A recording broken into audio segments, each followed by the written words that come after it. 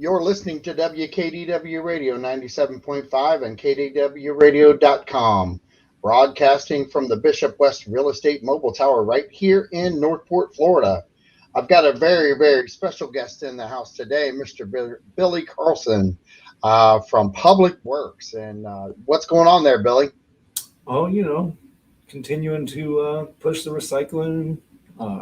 Had a pretty good month. Ended out a pretty good year there. We got some road repaving going on down Chamberlain Boulevard in their neighborhood. So, we're keeping busy over here.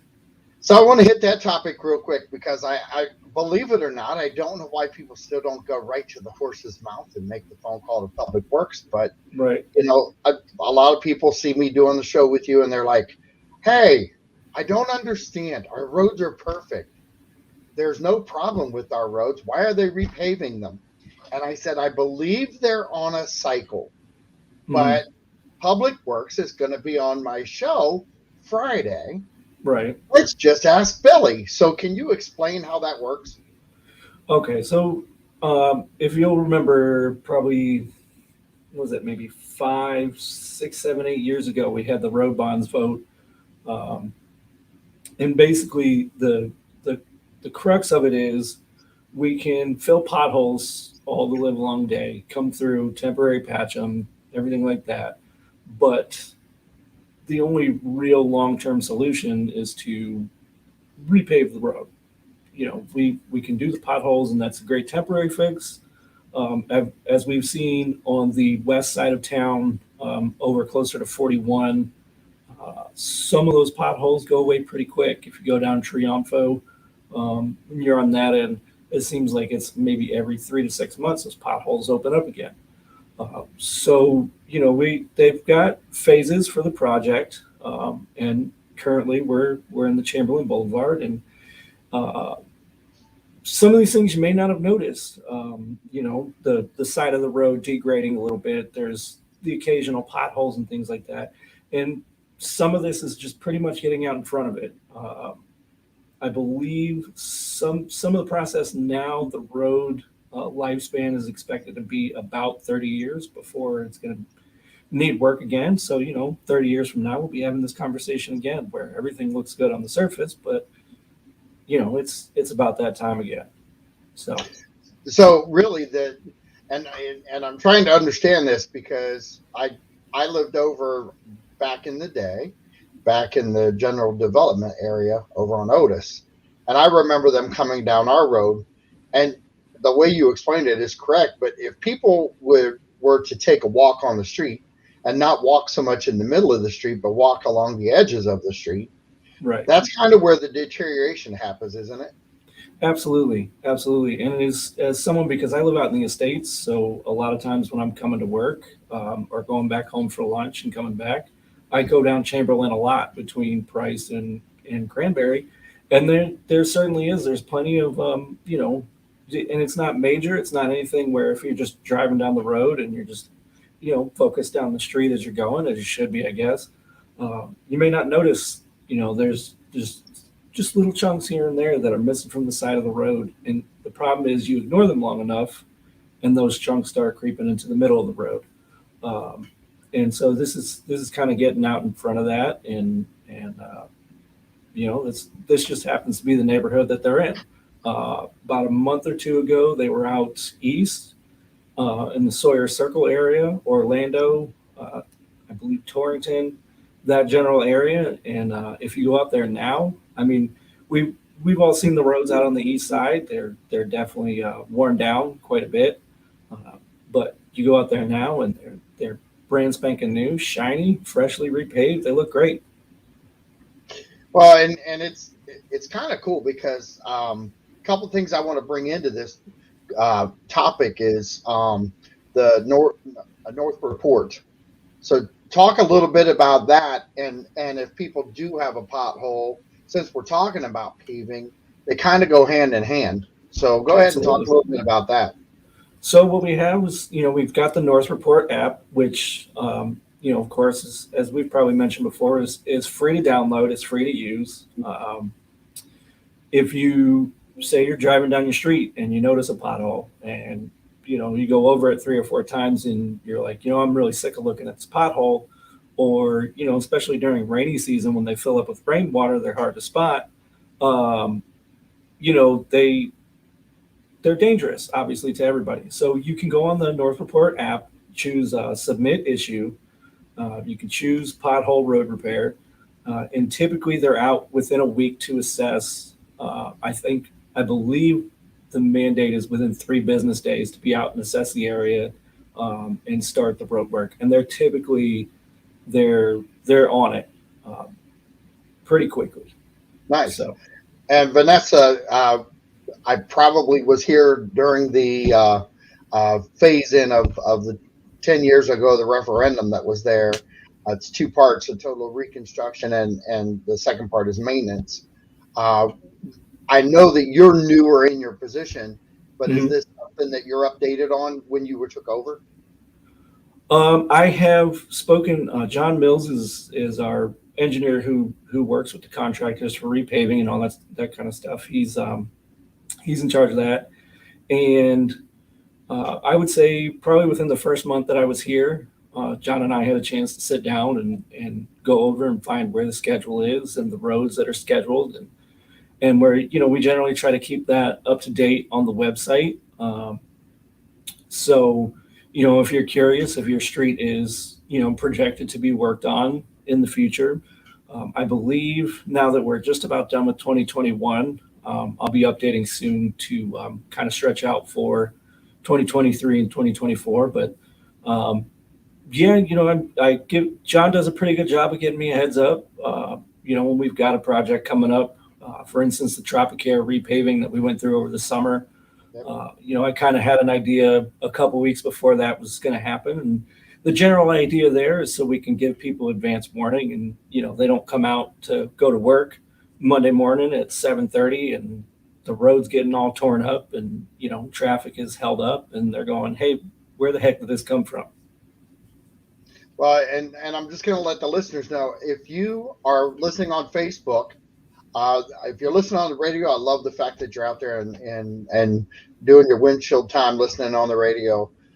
We also do the live stream on YouTube and also on Facebook. So Real Talk 97.5 or KDW Radio live on Facebook. And if you have questions during the show, please feel free to post your question on Facebook, and we'll do our very best to answer those right away. It's really kind of cool when you can interact with the public during the show. Last Friday, we had several comments coming in, and it made the 55 minutes disappear. And we actually went on over another 30 minutes with Northport Forward on Friday, which was kind of amazing. But it's kind of cool to have people get involved in conversation, isn't it, Billy? Absolutely. And it helps to get the questions straight from them, because we can talk in just a general sense and give people base information. But obviously, if you have questions, it's the best way to get the answers is to go straight to the source. And while we're here, that's my job is to keep people up to date with what's happening. So let's talk to them real quick. Just kind of give an overview of what your job is. Okay, so pretty much my job is to keep the public apprised of road projects that we have going on. What our guys are doing, where they're at. When people have concerns, hey, why did my garbage or recycling not get picked up this week? Or, what is this road crew out here doing? It seems like it's been a while since my street's been mowed, or our retention ditch has been mowed. When is that going to happen? And it's my job to kind of be the liaison between the public and our operations crew, our solid waste crew, things like that, and work to get them the best answers that I can get them.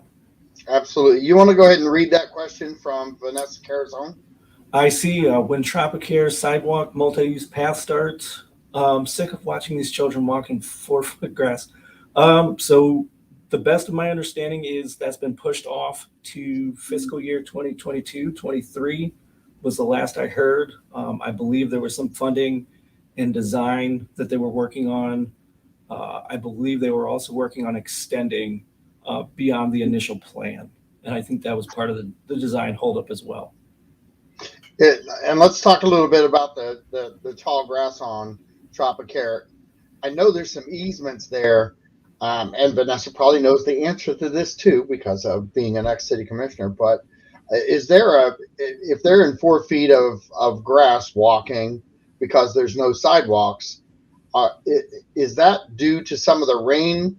I know that causes issues a lot of times with the amount of water that we've had, but is that going to be looked at here in the near future?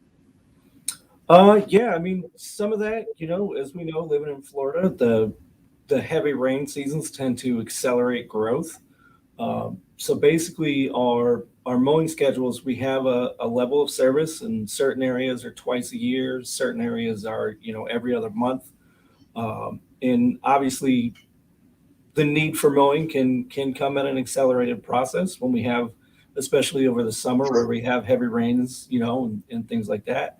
And one of the things they try to do to alleviate that issue, if we can ahead of time, is when they mow the retention ditches, a lot of times they'll spray the center of it with I guess weed killer, for lack of a better word, to try to kind of stem the growth, knowing that given the schedule that we have, it's going to be a little while before we're out again. The other side of that too is we have areas where it's just more difficult to mow because of how wet, how saturated the ground is. And anybody who's tried to mow their yard with a wet swale can tell you it's not easy when you get down in there where it's been raining and it's basically just a mud pit. Right. And that even though we have some of the bigger equipment, when it's a mud pit, bigger equipment tends to sink a little faster than the lightweight stuff too, right? Sure. Absolutely. And I mean, anybody who's tried to park in their front yard during rainy season, you know how that goes. You end up tearing up the yard or getting stuck in the mud. And I mean, we used to see it every year up until a couple of years ago with the fireworks show on by the high school, and you'd have all the people that park along Price, and then you drive back out afterwards, and how many people are getting the help getting pulled out of there? Is this something that if the parents out there in that area see the grass taller, but it may not be in the swell, is that something that they can do to, or maybe take pictures of it and send it on North Report and kind of send it as an alert? Yeah, absolutely. Mowing and trimming is another one of our areas that is a request you can make via North Report. And on the website as well. You don't have to use the app if you're not smartphone capable, I guess. We have some people who just don't like smartphones. That's true. We do have the ability. Who use the flip phone, so I 100% understand that. Sure. But they can actually call you at that point too, can't they? Yes, they can call Public Works and say, hey, it's really overgrown over here. So that number is 941-240-8050. And it's the same thing as C-Click Fix or North Report. You can request that somebody come out and assess it. And sometimes, the mowing schedule is actually right around the corner. Other times it'll be a few weeks, but they do a pretty good job trying to stay on top of things. And, occasionally we'll get the request to have, trees. Another one is trees overhanging sidewalks and stuff like that. And especially around school zones and things like that, but parents obviously don't want their kids walking through tree branches and stuff, trying to walk to school or walk to the bus stop, things like that. So that's another thing. And kind of the magic word is the pepper trees that are not native to Northport. We do work to stay kind of ahead of those in with the overgrowth if we can. So I've got a couple people who've chimed in on the grass out there. Can we go ahead right now and just kind of make that one of these official reports right now? Sure. I mean, if you go through North Report, file it in here. Just say, I believe it's mowing and trimming. You just put the location, put your complaint. The grass is too high here, or the grass is too high there. Um, and we'll look to address it as quickly as we can. So whoever's listening right now that's out in that area, if they could take a picture of it, put it on the North Report app, or call what number right now? 941-240-8050. And that will get some action out there in that area right away. Just so listeners know, I've used the North Report app. The turnaround time on that, even for a road repair, was amazing. The beauty in going through the process is that you actually get contacted as things are progressing. Isn't that true, Billy? Absolutely. So basically the process for it is it gets submitted.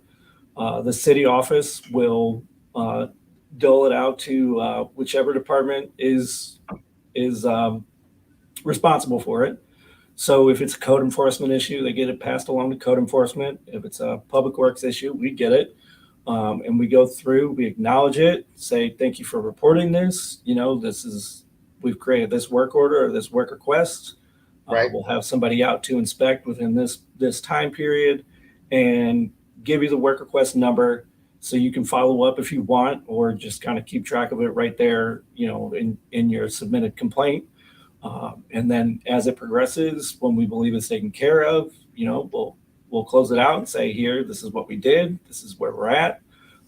If it's something where, your area was overgrown and you're looking to have it mowed, if we're going to be out there in 2 weeks, then, we'll close it out and say we're scheduled to be in the area in a couple weeks.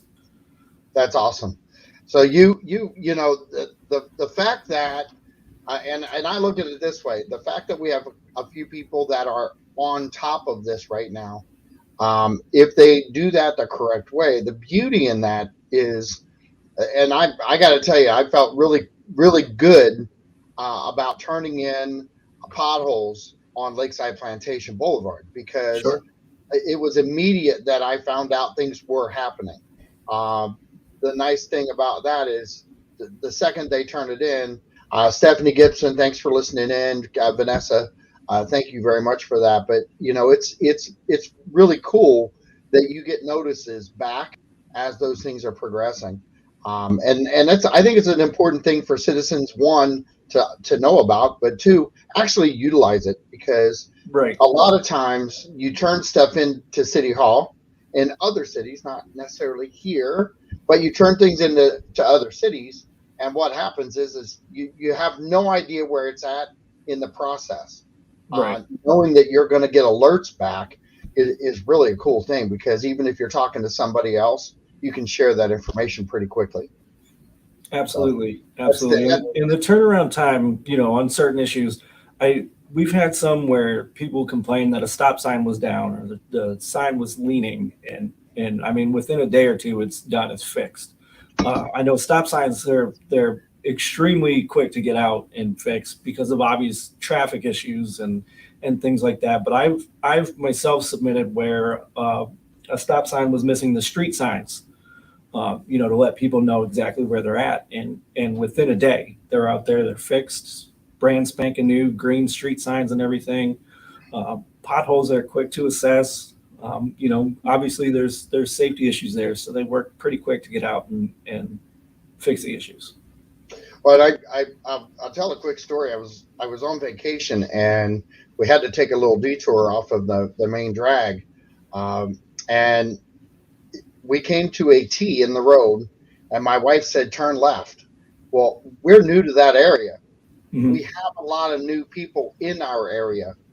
The importance of having signs and in the appropriate spots.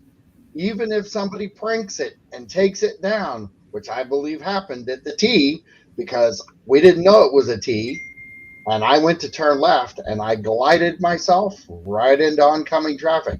Now, I didn't get hit, which I still don't know how that didn't happen, but it was one of those situations where we had no idea where we were. We didn't know anything about the road, and as she said, take the left, I was actually looking at oncoming traffic. And it was just like, holy crap. And thank goodness I have the drilled and slotted brakes on my truck, and I got it to stop really quick. And it was probably I was probably less than 1 foot from going in front of them and getting T-boned. Yikes. So it was the importance of having signs in the right spot, and the importance of letting us know, or letting the city know. And the Northport app, if you're out there and you don't see street signs up, you don't see a yield, you don't see a stop sign, take a picture of that intersection. One, I just told the story. Two, I'm going to tell you, we have a lot of brand new faces down here right now, and season is about to start.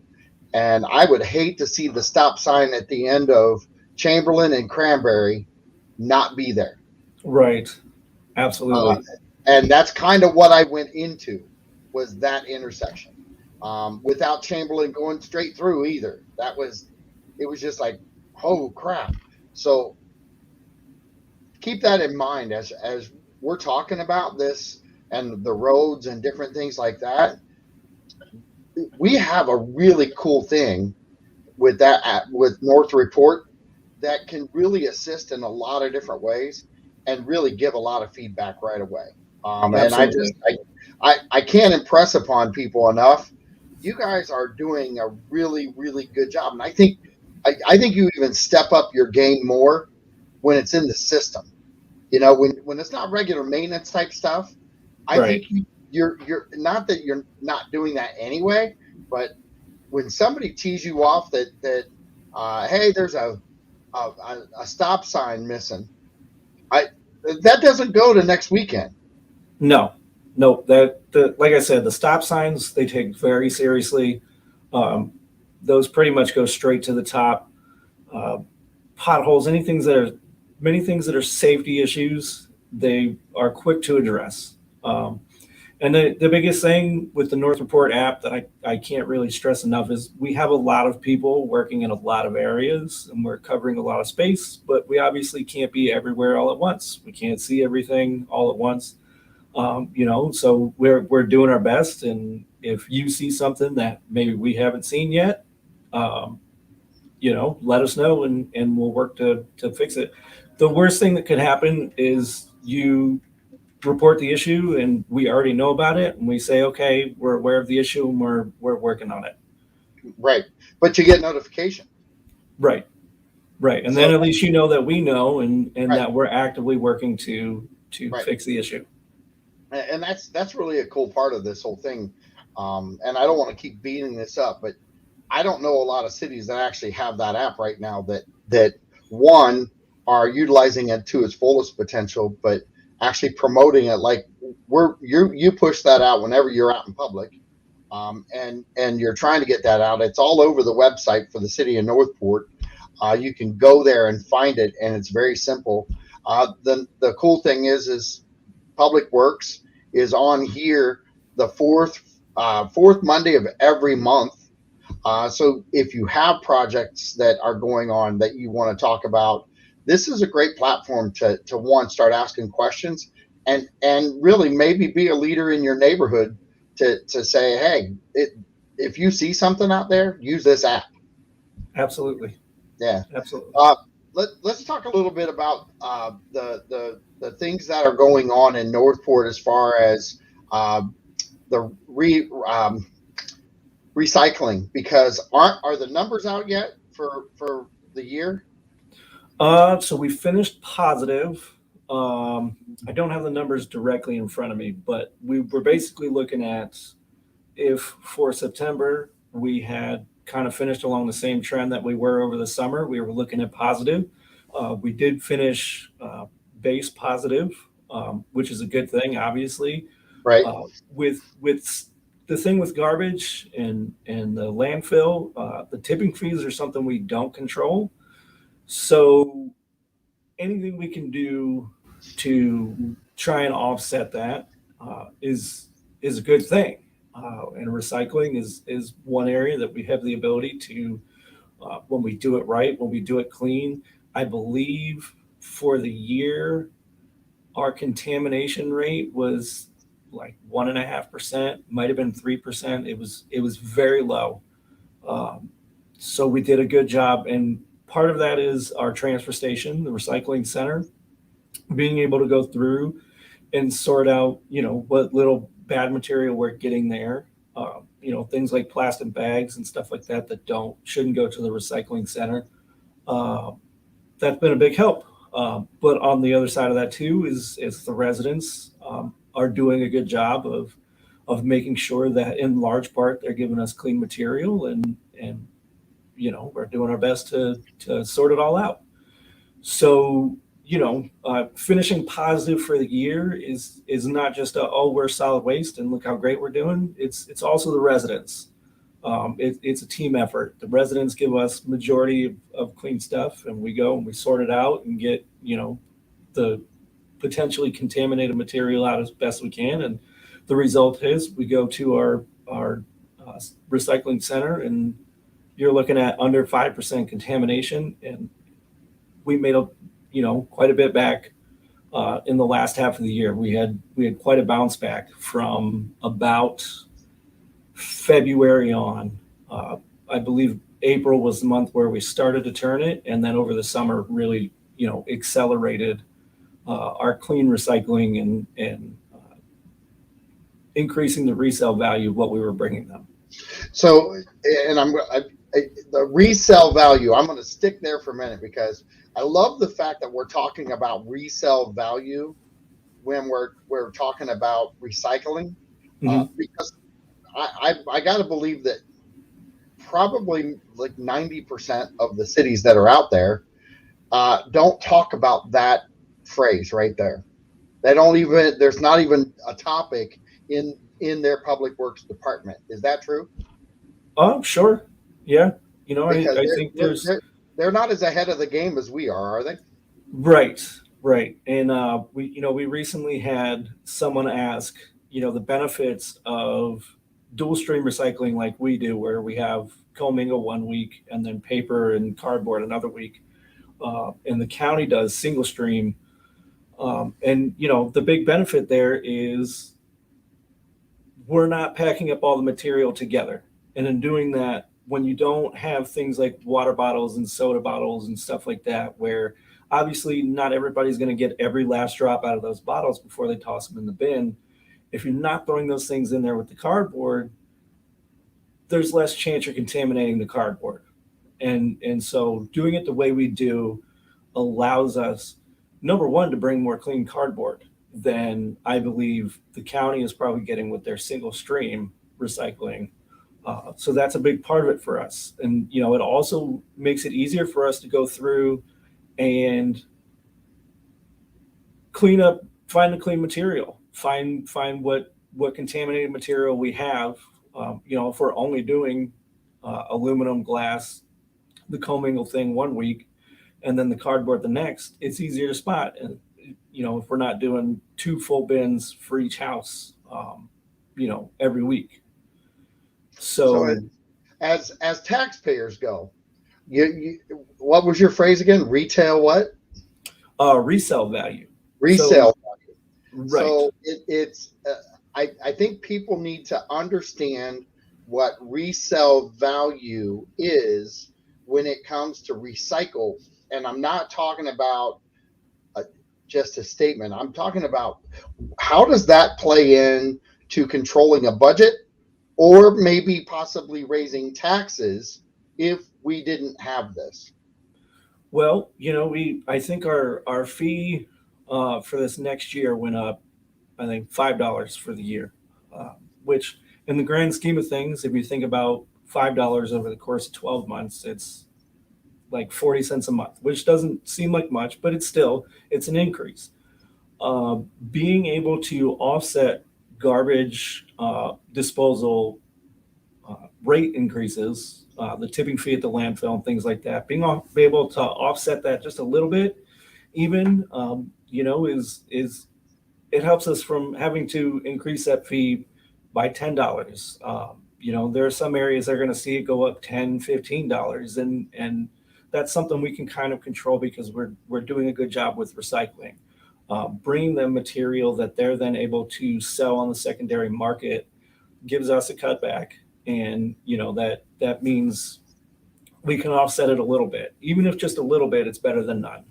Correct. So it's really anybody who's living inside the city. If you help do recycling the correct way, you're actually benefiting from that because the taxes aren't going to get adjusted as bad on the public works side where the trash pickup is. And think of it this way: we've got gas prices soaring. Yep. We've got electric that's going to go up because of winter. So all these things play hand in hand. I know the winter months in Florida are not the same as up north, and I keep trying to tell them up north, get ready. You know, the bills are coming. They're Right. natural gas, all that's going to happen up there.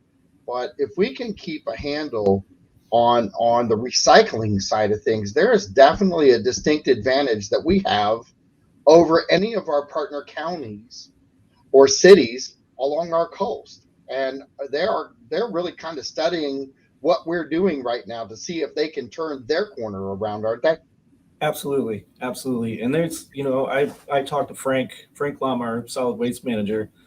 I talk to him every day about what, how are things going on the routes. And, he does once in a while, he'll go through and check people's bins and just make sure we're doing things the right way. But, I was talking to him last week or the week before, and he said he's had people that told him you're crazy for going to the dual stream thing when we started doing that. And now they're going, we wish we would have listened.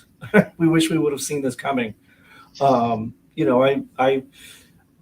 I say it probably every time we talk about solid waste and everything, but what Frank's doing is really great. The yard waste transfer station to where we're now bringing it down to Charlotte County and Centigro for $14 a ton instead of paying, I think, over 40 something dollars a ton coming up is huge. That's $30 a ton. That's a big savings. So And we doing really that. we don't control that rate, do we? We don't. No, the landfill when we bring it there, we have no control. The county has all control of that. If they want to raise the rates, we have no say in the matter. There's no negotiation. It's not, hey, we're going to raise the rate to $50 a ton. And we go, okay, well, how about 45? They raise the rate and they raise the rate and we pay it and that's it. They hold all the cards because where else are we going to bring it? So being effective at the recycle side has actually proven to be very cost effective for the taxpayer, correct? It's anytime we can make money back on our material, even just a few pennies. If we're making pennies, we're not paying lots of pennies. So, that's the way I see it is even if we only make back $1 a ton on recycling material, as opposed to if we were bringing that to the landfill for $40+ a ton, that's a big swing. So I want to go back real quick because you talk about the split that we have now. We've got blue and brown that get picked up. So, and they're every other week. Right. So I actually had a customer, sold a house, and first key question he had was, why can't we have all one bin? Well, right. Guess what? They came from an area that had all one bin. Exactly. They weren't recouping that money. So I got to explain that away. The other side of that is I said, are you filling the bin? And they're like, yes. And I said, then call and ask for the bigger bin. Exactly. So talk a little bit about how people can do that and then give that information on how they can upgrade to the next bigger size if they need to. Absolutely. Absolutely. So again, the North Report app is one way possible. There are options for replacing your totes there. And then the other way is just call Public Works 941-240-8050 and tell them you want a bigger container. If you go to our website on the solid waste page, I believe it's the solid waste page, we have the sizes there. So you can pick your size there, see which one you want. Let's see, it might be on the garbage page. Nope, not there. Okay, on the recycling page under solid waste, We have a picture there that's got 35 gallon, 65 gallon, and 95 gallon. I believe we did also post that on Facebook about a week or two ago. So you can see the size differences there. And the biggest thing we've seen is people get the smaller ones because, you know, you have certain communities where you can't have it out in front of your house. You can't have it on the side of the house. You have to have it in your garage. And people think, well, I don't have space for this. And so then they see, you know, we have the picture now. You're talking fractions of an inch, maybe an inch or two going one way or the other. And they figure out, you know, well, I actually can fit the 65 gallon in my garage, or they have the 65 gallon, and you think, well, 95 gallons, there's no way that I can fit that. And if you look at it, we've got the measurements on the website. It's really only like a half an inch one way, maybe an inch the other, and then an inch taller. So Right. if you've got the 65 and that's not enough for you, there's a pretty good chance the 95 will still fit for you. And the other thing too is we will, if you find that let's say you have the 95 gallon bin and you're constantly running out of space in your tan bin, you constantly have someone's in your house is ordering from Amazon 6 times a week, and you've got all these boxes and you've got no space. We will bring you an extra recycling bin free of charge. That's the one thing. If you need an extra garbage tote, that does cost extra. But the recycling totes, we'll give you 10 recycling totes if you're filling them the right way, and you're constantly filling them. We want to, again, encourage as much recycling as we can. So if you find that one 95 gallon bin is not enough and you want another, call Public Works 941-240-8050 and just say, hey, I've got the 95 gallon bin. It's not enough. Can I have another tan lid container? And we'll bring it out. Awesome. You know, I two things that I remember now as far as a kid goes, because recycle and things like that, they weren't really prevalent when I was a kid, and I'm really dating myself way back. But you know, littering was a big deal, and you know, they had back in the day they had the Indian, and he would turn around, and when he'd see the littering, he would cry because it's America. You're supposed to love America. Pick up the litter and Right. don't be a litter bug. You know, that was the big back in the day. Don't be a litter bug. Pick it up. Right. Pick it up. You know, I drove through some cities and up to Ohio, and I've got to tell you, we have a clean city, and I'm not so sure it's not directly related to recycling, because recycling is a big deal now. We have so many recycle bins all over in public now. Right. We don't see the things that are out there. And I think if people are more informed about these types of things, we may see less. But I want to step back a little bit and talk about why we don't see litter a lot of times on our streets. Can you, because I know it's Public Works that's out there doing their part.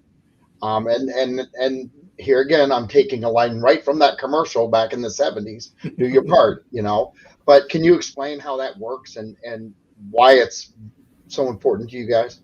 Sure. I mean, I think a big part of maybe the litter control, especially in the neighborhood streets now, is you don't have the open-ended containers, the open tops, where, let's say your paper bin, get a good gust of wind. If you've got a bunch of paper and stuff like that, it's liable to get blown around. The old blue bins were more susceptible, I think, to being pushed around by heavy windstorms and stuff like that. So I think having the big closed top container plays a part in that. I think, we like you said, we've got containers around in public, especially like the park and ride next to the highway on Sumter. Having things like that available, there's less of a reason to throw your water bottle in the woods if you've got a container right there. But you know, it's everybody wants to do their part to keep the city looking clean. And one other thing that we do with Public Works is the illegal dumping issue. if you happen to be driving through a neighborhood and in front of an empty lot, you notice, hey, someone's tossed a load of a box full of trash and all that kind of stuff in the swale.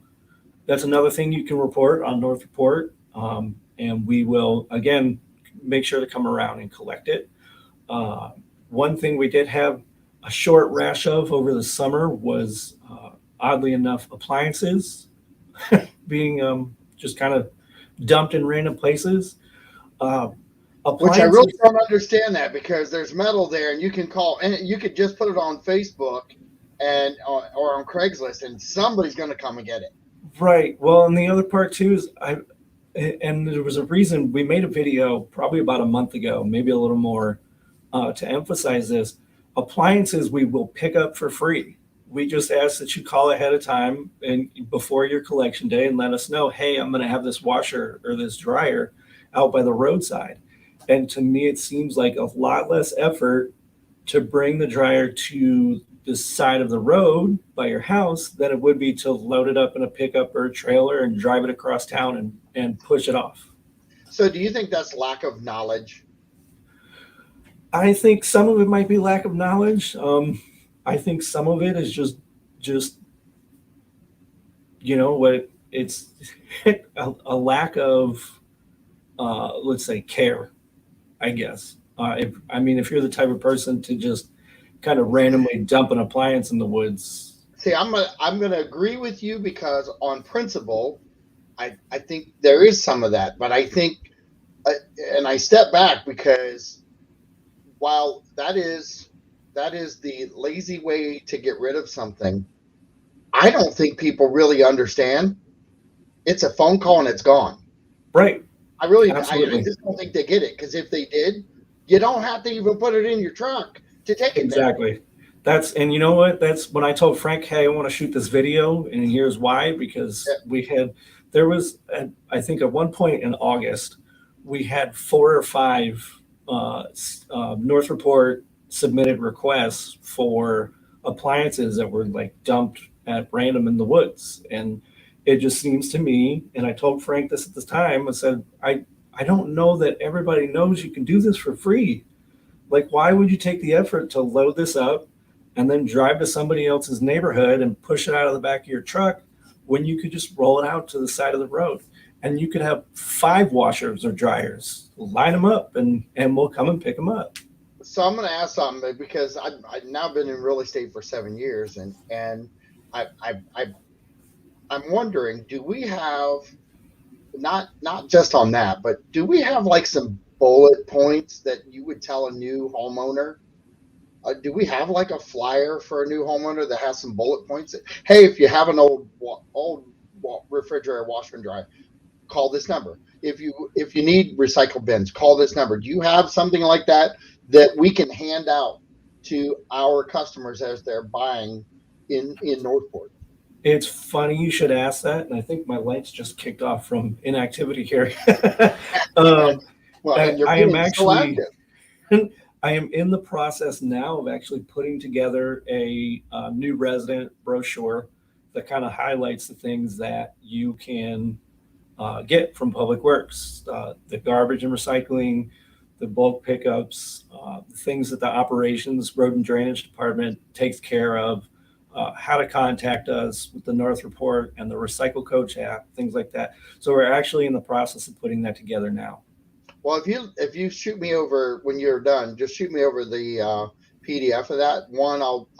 We're one of the biggest real estate agencies in the area. Mhm. I would love to get it over to my broker, but on the other hand, I'm going to get it over to the real estate association down in Punta Gorda, which is our real estate association. I'll also get up into Venice and into Okay. Sarasota, and we'll get it into all the realtors' hands as a tool. Because Absolutely. why not utilize something, and that's going to get word out even more so about what's going on. So I look forward to working with you on that, and I hope there's more people out there listening right now that will help be part of that teaching army, so to speak. Absolutely. Yeah, our business manager actually just came up to me last week and said, hey, we've had a bunch of new residents call and they have the same, 2 or 3 questions. When is garbage and recycling pickup? What do I do with my washer and dryer? All these kind of things. How do I get this road in front of my house fixed and all that kind of stuff? I guess he looked back just since October 1st, and there were like 30 home sales in Northport. He said, but going back to July, it was something like 3,000, which just seems insane. I was going to say it's sickening, insane. How about that? So, some of that is Northport residents moving from one area of town to another, but a lot of that, as we know, is people moving down from up north, people moving here from other areas of the country. It's something that kind of accelerated last year when Florida was one of the few states that was just kind of fully open, Wild West style. People decided, well, I don't want to be a snowbird anymore. I want to live down here full time. And so, we've got a lot of those people, and this is one of the faster growing areas in the country. I believe might be the fastest growing population wise. And so they tasked me with this new resident brochure that we're putting together so that we can, give it out to new homeowners in the area and just let them know what it is that we do here and what we offer. I'm also going to help you a little bit too after the show, but we can get you some PSA time at the radio station, and maybe get some information out that way for you too. I'm trying to think how they would do that, but I'll just hook you up with the right people at the station, and we do a lot of PSA work for the city and for other organizations. So if you have a need for that, I'd love to fill it, and I think it'd be a great tool for you. But any other listeners out there, if you're part of another organization, nonprofit organization, whatever, and you need some PSA announcements out via the radio station, please give us a call, and we'll get that taken care of. And we'll, it's really cool how that works, because anytime that we can work directly with Public Works or the city of Northport, it adds a little power to the station. We like the visibility. We're right there on 41, so people know where we're at. It's kind of cool that way. So we love the partnership that we have right now. You guys do a great job. Gosh, we're at what time? I'm looking. Oh, whew, I didn't think we were there already. We're like 5 minutes away. But at the end of the day, you've got a ton going on. You've got a lot of things happening. Give the radio station just posted online Rick's information there for you, so you can actually get a hold of him for PSA work, and he really does a great job with that. And maybe, like, even when you get this PDF coming out, you could do a PSA about that and Absolutely. to the website. But what is there anything else? We've got about 5 minutes left. Is there anything else that you want to talk about here real quick about what's happening in Public Works? Well, let's see. We've got the continuing road pavement projects, as we talked about here on Chamberlain. We're going to continue putting out these recycling videos. We've had pretty positive response to them. A couple things that people didn't realize. Oh, I've actually been putting that in my recycling. I didn't know it wasn't supposed to. In case you didn't see it, the one thing we spoke about Amazon a little bit earlier with the cardboard boxes. If you didn't see the tan lid video, I believe 2 weeks ago, they're sending out the envelopes, the paper mailers now that they feel like puffy, they feel like bubble wrap, but it's actually not. And all over it, it says, "Recycle me. This is recyclable, blah, blah, blah." Apparently, when you open it up, because Frank did, he thought, hey, this has got to be bubble wrap. This can't be recyclable. He opened it up, and it's like a superheated glue that makes it super puffy. And so we checked with the center that we bring our recycling material to, and they said they would recommend against recycling that material. So we've got a few things that do that. They say, recycle me, I'm recyclable, all recycled material. And it turns out that they're just not. So pay attention to the numbers when you're recycling. 1, 2, 3, 4, 5, and 7 are recyclable. I believe it's number 4 is kind of hard to find these days. I think they're doing away with because health issues, I think some of the materials are causing, but in large part, anything 1 through 5 and number 7, recyclable. Where are those numbers at on the recycle item? Usually on the bottom. If it's flat, if it's something like a shipping envelope or something like that, usually it'll be on the front or the back, obviously, but Right inside the recycle recycle logo, right? Yes, the number would be inside the little triangle recycling symbol. And if there is no number, it's for us a no number plastic or whatever the material is, and it wouldn't be recycled. Okay. And what happens, real quick, and I know you'll be quick about this, what happens when people put non-recyclable items in their bin thinking, yeah, it's recyclable? What happens? We bring it down to our center, and it ends up getting sorted out. Ideally, if we catch it, and I'll tell you, they go through. If you've never seen it, they bring the trucks. We're gonna do a show from there one day. Sure, absolutely, and they dump it all out, and the guy we have that runs the center down there sorts through it all, dumps it all in the trailer to prep it to be taken to the recycling center. A lot of stuff he catches. Every once in a while, stuff gets through, and that's where our 1 or 2% contamination rate comes from. But again, that's material that detracts from our resale value when we bring it there. Right. If it's bad enough, if let's say Frank comes down your street and decides, well, we're just going to check this bin, and there's all kinds of stuff in there that's not recyclable, what they'll do is they'll tag it. They'll mark on the tag. We have a tag that has, this is the reason we didn't pick it up, and they'll leave it there. They just won't collect it. And so the person then has to transfer it to garbage at that point, correct? Absolutely, correct. So we've got maybe 2 minutes. So let's say that your trash gets missed for some reason. Mm-hmm. I know that happens not every day, but on occasion. Sure. What do people do when they find that, hey, I had my trash can out there, but it's now not there? Well, there are a couple avenues. Number one is it's again something you can report for the North Report app. If the fastest way to get it corrected is to call Public Works customer service 941-240-8050, and that way they get it entered into the system.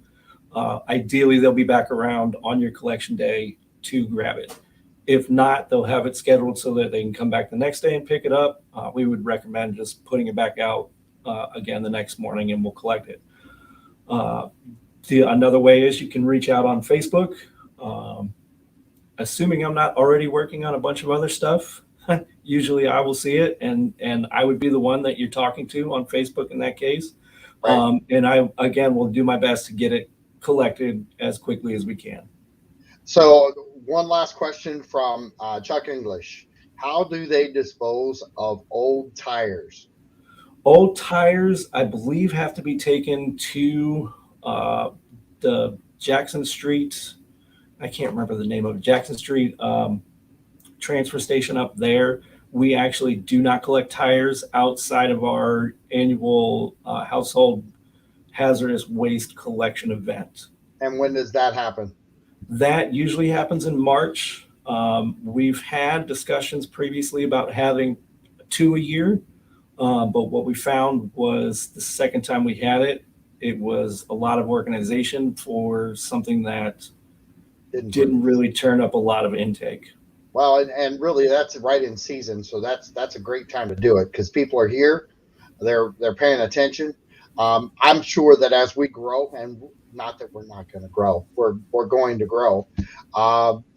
Things will change, and you guys will adapt. But listen, Billy, it was great having you on. Great show, great information. I look forward to getting that PDF from you, and look forward to working with you to get that information out to everybody I can. Thanks a lot for your time. I appreciate it. Absolutely. Thanks for having me on. Well, this is John Rawlings with Real Talk Radio 97.5 FM and KDWRadio.com saying thanks and have a great day, and we'll see you on Friday. You guys enjoy yourself now. Be safe out there. Drive careful.